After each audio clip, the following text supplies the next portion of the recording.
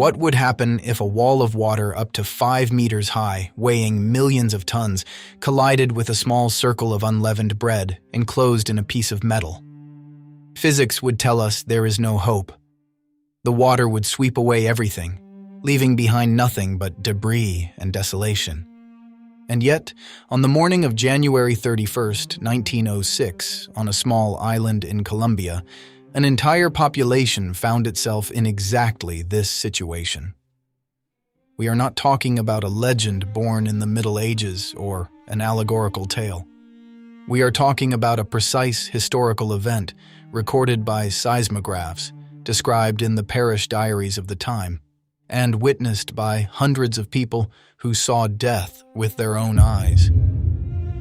What happened in that precise instant on the beach of Tumaco is something that still defies our understanding today. If you think the Eucharist is merely a symbolic rite, a keepsake to be received on Sundays, the story you are about to hear could change forever the way you look at that small piece of bread. Because nature, unlike many men, immediately recognizes the voice of its creator. To understand the magnitude of what happened, we must turn to science. It is January 31st, 1906. It is 10:36 in the morning. Off the Pacific coast, on the border between Ecuador and Colombia, a colossal collision occurs between the tectonic plates. The Nazca plate slides abruptly beneath the South American plate. The result is a terrifying earthquake of magnitude 8.8, one of the most powerful ever recorded in human history since seismographs have existed. For long, interminable minutes, the coast shakes violently. But while the population tries to reach safety among the rubble, scientists know that the real danger is forming deep within the ocean. The immense energy released by the quake displaces billions of cubic meters of water, generating a tsunami that begins to race toward the coast. In the path of this destructive force lies the small island of Tumaco, a strip of sandy land, low-lying and completely defenseless. But what will happen on this beach in a few minutes, no seismologist or physicist has ever been able to explain scientifically. In Tumaco, the ground finally stops shaking, but the ocean begins to behave strangely. The sea suddenly withdraws, leaving the seabed exposed for nearly a kilometer. Anyone who lives by the sea knows what that sudden emptiness means. The water is gathering its strength to strike back in the form of an insurmountable liquid wall. The island has no hills, no high ground. There is no escape. In a panic, the inhabitants run toward the only hope left, the parish of San Andres, led by the Augustinian Recollect missionaries. In the parish, there are two priests, the pastor, Father Gerardo Larrondo, and his young vicar, Father Julián Moreno, a religious who, years later, would courageously face martyrdom in Spain and be proclaimed blessed. While the crowd screams outside the doors of the church, Father Larrondo does not lose heart. He does not tell the people to flee, because he knows there is no safe place.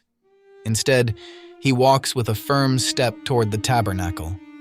Here, he performs an act of absolute faith. He opens the little door of the tabernacle.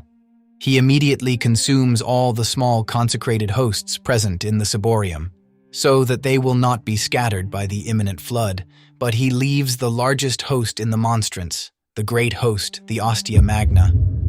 He turns to the terrified crowd and says, "Let us go, my children. Let us go to the beach, and may God have mercy on us." What drives a man to walk toward a giant wave instead of fleeing in the opposite direction? The answer lies in the certainty of the real presence. Father Larrondo was not carrying a symbol. He was carrying the Son of God in person, the one who, 2,000 years earlier, on the Sea of Tiberias, had commanded the wind and the storm to be still. The priest, wearing the sacred vestments, raises the monstrance. Behind him, a procession forms of men, women, and children, weeping and praying. They reach the beach of El Bajito. Against the horizon, the sight is terrifying. A gigantic wall of dark water is advancing rapidly toward the shore. The white foam churns on the crest of the wave, and the roar of the approaching sea is like continuous thunder. The crowd stops a few meters from the shore, paralyzed with terror. But Father Larrondo does not stop. He advances alone across the wet sand. He steps into the water, which is already beginning to rise, until the waves reach his knees. As the giant wave is now just a short distance away, ready to engulf him, the priest raises the monstrance with trembling but resolute hands. He looks at the wall of water and, with all the strength of his faith, traces a great and solemn sign of the cross in the air, facing the ocean. In that precise instant, the impossible happens. The titanic wave slows abruptly. Witnesses would recount that it was as if the water had struck an invisible barrier, a transparent wall. The crest of the wave breaks apart.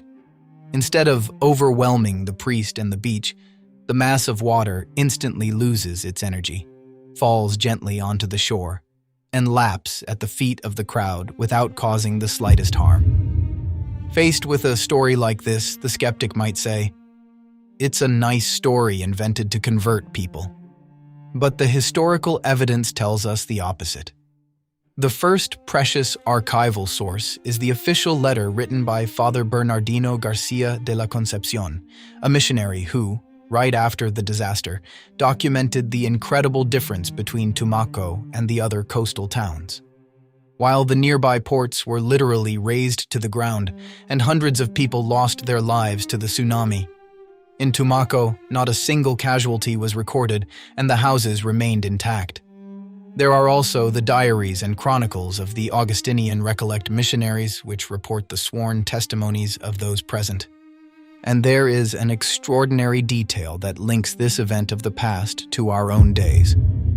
Many years later, this incredible miracle caught the attention of a young saint of our time, Saint Carlo Acutis, the first millennial saint, known throughout the world for his passion in gathering and cataloging Eucharistic miracles.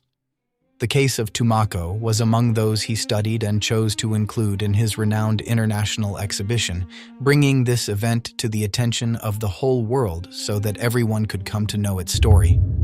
To this day, on the beach of El Bajito, stands a monument commemorating this miracle. And in May 2023, the mayor of Tumaco personally presented Pope Francis with a reproduction of that statue, testimony to how the memory of that day is still vividly alive and historically rooted in the local culture. The miracle of Tumaco confronts us with a theological truth that many Catholics today seem to have forgotten. If the Eucharist were simply a piece of blessed bread, a symbol to recall an event of the past, the ocean would not have stopped. The laws of nature do not obey symbols. The sea stopped because in that small monstrance was the one who created the sea, the one who, as the letter to the Colossians says, is before all things, and in him all things hold together. When the priest raised the monstrance, creation recognized the physical presence of its creator. It is the same Jesus Christ who walked upon the waters of Galilee, the same Jesus who healed the sick and who conquered death.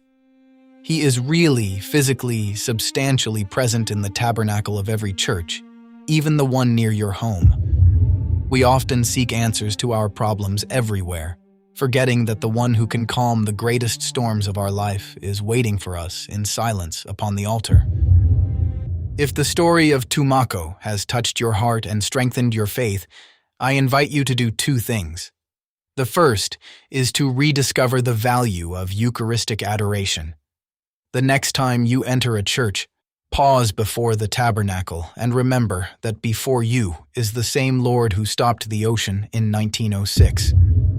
The second is a small gesture of communion for this channel.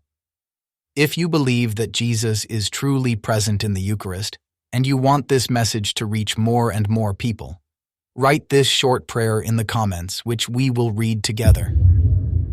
Lord Jesus, I believe that you are truly present in the Eucharist. Protect us from every storm. Subscribe to the channel so you don't miss the next stories, and may God bless us all.